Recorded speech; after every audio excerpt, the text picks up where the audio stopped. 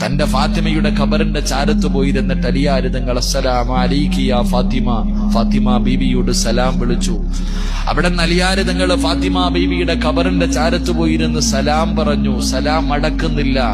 അലിയാര് തങ്ങൾ ചോദിച്ചു, ഫാത്തിമ എന്നോട് പിണങ്ങിയോ ഫാത്തിമ? എന്തേ നീ എന്റെ സലാം അടക്കാത്തത്?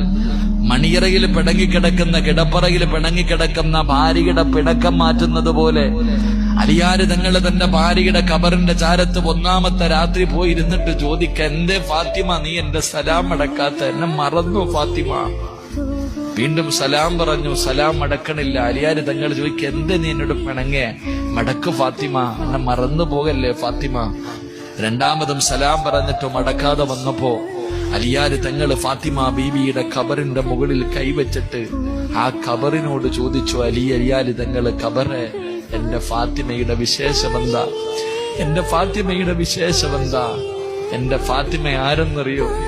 എന്റെ ഫാത്തിമ ആരെന്നറിയോ? കല്യാണത്തിന്റെ ഒന്നാമത്തെ രാത്രി മണിയറക്കകത്ത് ചിരിക്കുന്ന മുഖത്തോടെ കേറി വന്ന എന്നോട് ഖബറിനെ കുറിച്ച്, ഖബറിന്റെ ഏകാന്തതയെ കുറിച്ച്, ഖബറിന്റെ ഞെരുക്കത്തെ കുറിച്ച്, ഖബറിന്റെ അദാബിനെ കുറിച്ച് എനിക്ക് പറഞ്ഞു തന്നവളാ എന്റെ ഭാര്യ. എന്റെ മണിയറയിലിരുത്തിയിട്ട് ഈ മണ്ണറ മണിയറയാക്കാൻ മുസല്ല വിരിച്ചിട്ട് നിസ്കരിപ്പിച്ചവളാ ഫാത്തിമ. ആ ഫാത്തിമയാണ് നിന്റെ വയറിന്റെ അകത്ത് കിടക്കുന്നത്, ഈ ഖബറിന്റെ അകത്ത് കിടക്കുന്നത്. എന്റെ ഫാത്തിമയുടെ വിശേഷമെന്ത് എന്ന് ഖബറിന്റെ ചാരത്തിരുന്ന് കരഞ്ഞുകൊണ്ട് ചോദിച്ചു എന്ന് ചരിത്രം പറയുമ്പോ, എന്റെ പ്രിയപ്പെട്ട സഹോദരങ്ങളെ, ജീവിതമെന്ന് പറയുന്ന ഇതിനാ മക്കളെ.